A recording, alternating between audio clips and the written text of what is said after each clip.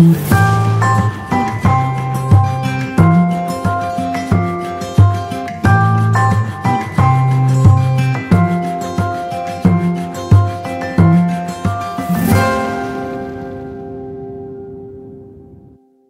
uma flexibilidade na cabeça dos artistas, filósofos, das crianças, que não é muito comum hoje em dia.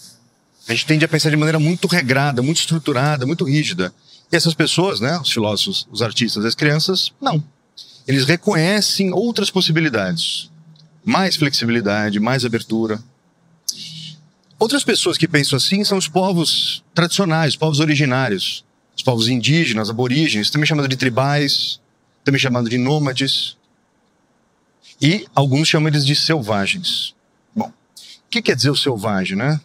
A noção do selvagem simplesmente é a pessoa que vive na floresta, vive na selva. É isso que quer dizer. Em contato com a natureza, em simbiose com a natureza. Foram os civilizados europeus em contato com esses povos que começaram a entender que o selvagem era violento, destruidor, quando na realidade a relação não era bem assim. Se a gente vê a história do contato entre os povos europeus e os povos selvagens, a gente vai perceber que esses povos selvagens foram alvo de um genocídio que está acontecendo até hoje. Nessa relação entre selvagens e civilizados, quem que é o violento? Bom, essas pessoas pensam de que jeito, né? Essas crianças, jovens e artistas, os povos selvagens, eles pensam selvagemmente. Eles desenvolvem o chamado pensamento selvagem. O que é o pensamento selvagem? É esse pensamento que não se submete a normas muito rígidas, a formas muito bem definidas e estritas. Esse é um pensamento que vai explicar melhor a segunda conotação da palavra selvagem, que é o quê? É quem não se domestica, não está domesticado. Como a ideia de domesticação como submissão. Submissão a essas regras rígidas, a uma sociedade rígida, um jeito de pensar e organizar as coisas de maneira rígida, como uma máquina. E o próprio civilizado tende a entender a sociedade como máquina, e as pessoas como peças intercambiáveis dessa máquina. Eu tiro e ponho outra pessoa sem nenhum problema. A antropologia dos povos da Amazônia mostrou pra gente que esse pensamento, ele na verdade ainda existe na nossa sociedade. As próprias crianças, os filósofos, os artistas. Mas qualquer um de nós pode pensar de maneira selvagem, de maneira não domesticada. Exercer essa mesma criatividade, essa flexibilidade, essa capacidade de adaptação. E o que esses estudos mostraram pra gente? Que é possível viver de outro jeito em sociedade. Que talvez esse outro jeito, inclusive, seja a saída para essa enrascada ecológica na qual a gente se meteu. E esse pensamento selvagem, ele é criativo, transformativo, ele aceita a diferença, ele aceita o precário, as ideias inacabadas, aquilo que ainda está em construção. Isso é visto como tão válido quanto aquelas ideias bem passadas a limpos, fechadinhas, normatizadas e regradas. Bom, inclusive, depois de milhares de anos desses povos civilizados vivendo uma cultura que a gente pode entender como predatória, essa cultura voraz que vai comendo e crescendo, e depois de 200 anos de uma cultura industrial que leva essa voracidade numa escala que a gente nunca viu, uma hiperpopulação global engolindo e crescendo. E a gente começa a perceber hoje em dia que talvez seja crucial a gente construir uma cultura regenerativa. Uma cultura de cura, de regeneração dos tecidos vivos da natureza, dos tecidos vivos da sociedade. Tem gente falando até de produção de natureza, que a humanidade poderia produzir natureza. Como assim? Como é que você produz natureza? Como é que você faz isso? Tem a ver com recuperar biomas, recuperar relações com a natureza. Não é? E o que é isso? O que é uma cultura regenerativa, né, que permite que a natureza se regenere, que se autocure, né? É uma cultura que tem a ver com entender a seguinte coisa. Não é o médico que produz a saúde no paciente. É o paciente que, com a ajuda do médico, o médico facilita essa cura que é produzida pelo próprio paciente. A mesma coisa a gente precisa fazer com a natureza. A gente precisa facilitar a nossa relação com a natureza para que a gente dê espaço para a natureza se autorregenerar, se autocurar. E a mesma coisa vale para a sociedade. A sociedade precisa também ter espaço para se autocurar, para se autorregenerar, também dessas cicatrizes, dessas marcas que a gente foi fazendo no processo de colonização. A regeneração não vem do controle do ecossistema. Entender o próprio ecossistema como máquina, isso não vai funcionar. O que precisa é que a gente tenha uma relação respeitosa com a natureza e com a própria sociedade. Essa relação respeitosa é a cultura regenerativa. Mas ela tem mais uma característica que é importante notar. Essa sociedade autorregenerativa, que é capaz de se autocurar e curar sua relação com a natureza, tem a ver com uma característica importante, que é do pensamento selvagem, que é a capacidade de se transformar, se adaptar e de desmontar velhas crenças que a gente acha que são imóveis, intocáveis. Também tem a ver com criar novos sistemas de governo, novos sistemas organizacionais, construir outro jeito de trabalhar, juntos com a natureza. Eu chamo essa sociedade, que é capaz de fazer tudo isso, de sociedade transformal. Eu estou escrevendo um livro a respeito desse assunto, e eu chamo esse livro de Ecologia do Corpo, e o subtítulo dele é Como Criar uma Sociedade Transformal.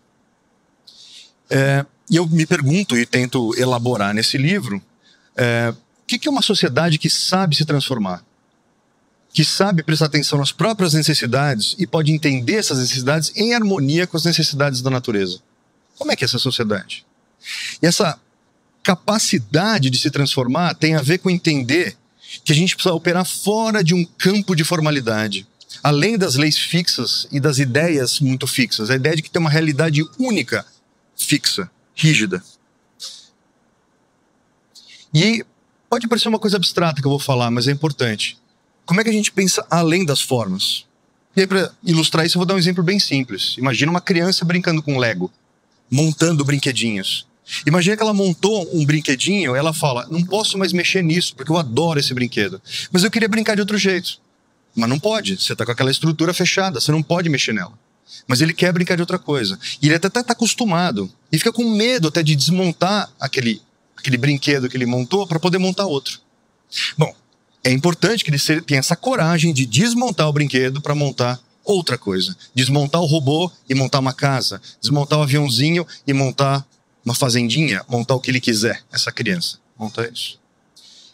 Aí a gente vê com clareza esse processo de desmontagem e remontagem, ele é fundamental para o pensamento selvagem, ele é fundamental para o pensamento criativo.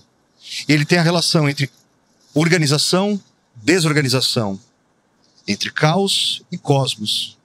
Então, se essa criança quer brincar de algo novo, ela precisa aprender a montar e desmontar. E precisa entender que esse processo é orgânico. É bom que ele seja orgânico. E entender essa montagem e desmontagem é a relação, é o diálogo entre caos e cosmos, entre ordem e desordem, entre conhecido e desconhecido, entre as formas fixas, conceitualmente fixas, e as formas que se aceitam transformar.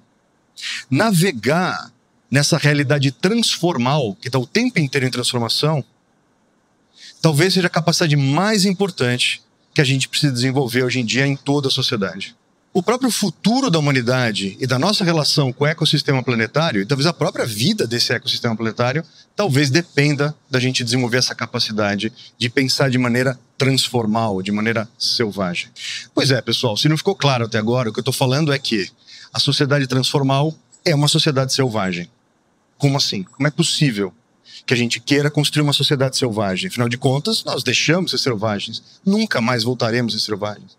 É uma minoria global que vive nessas sociedades tribais, nômades, aborígenes, selvagens. Será mesmo? Será que a gente não pode voltar para essa cultura selvagem? Como é que seria isso? Não faz sentido a gente voltar a viver na selva. Não faz sentido a gente tentar imitar esses povos selvagens, aborígenes, nômades. Mas a gente pode construir uma outra coisa. Afinal de contas, a gente é uma sociedade global, urbana e tecnológica. Como que a gente é capaz de fazer isso? Isso tem a ver com superar essa domesticação a qual a gente está super acostumado. Lembra do brinquedo da criança? Aqueles brinquedos que a gente já está acostumado e chama aquilo de real, é só isso que pode existir. E a gente está com uma vontade enorme de brincar de outras coisas.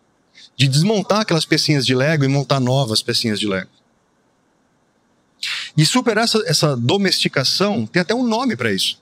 Chama-se resselvagerizar. Ô palavra, o que quer dizer resselvagerizar? Essa é uma palavra que já é utilizada em gestão ambiental, já é utilizada nos estudos de cultura. Tem a ver com você perceber que características selvagens estão voltando para o bioma, características selvagens também estão voltando para dentro da cultura. E não voltando de um passado longínquo, voltando a partir de hoje mesmo. Porque é possível, pessoal, que a gente já tenha iniciado essa jornada. E eu mesmo acredito que a gente já iniciou.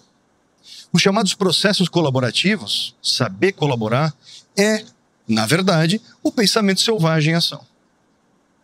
Dentro da sociedade civilizada, de repente a gente vê aparecendo o pensamento selvagem, que é essa capacidade transformativa, essa capacidade transformal de pensar em coletivo, de construir inteligência coletiva, de pensar junto com os outros. A gente sai daquelas posições hierárquicas muito rígidas e começa a se perceber como parte de um coletivo sofisticado, parte de uma inteligência que emerge das relações orgânicas entre as pessoas. Nessa hora, a gente não está mais operando como máquina e as pessoas não são peças da máquina. Elas são seres vivos, articulados com outros seres vivos, compondo ecossistemas. Esses seres vivos não são só humanos, eles também são seres vivos não humanos. E talvez o aspecto mais importante, mais profundo dessa jornada que a gente já começou é aprender a viver em comunidade de novo. Porque a gente esqueceu o que é viver em comunidade. E assim como o selvagem, o pensamento selvagem precisa de explicação, é importante explicar a comunidade. A comunidade são as relações de afeto e confiança. As relações de afeto e confiança são aquelas que permitem que você participe de um coletivo maior do que você. Que você participe da inteligência coletiva, que você aceite ideias novas, que te parecem muito estranhas. Aquele novo brinquedo de Lego que seu amigo montou e você falou, mas não sei se eu entendi. Mas como você tem uma relação de afeto e confiança, você aceita e você permite ir além. Pois é, pessoal, a gente já começou essa jornada. Aonde ela vai dar? A gente não sabe. Mas é importante que a gente esteja aberto a participar dessas comunidades, a participar da inteligência coletiva. E a sociedade transformal talvez seja esse caminho, esse veículo para a gente sobreviver e sobreviver com qualidade de vida, com bem-estar no ecossistema planetário.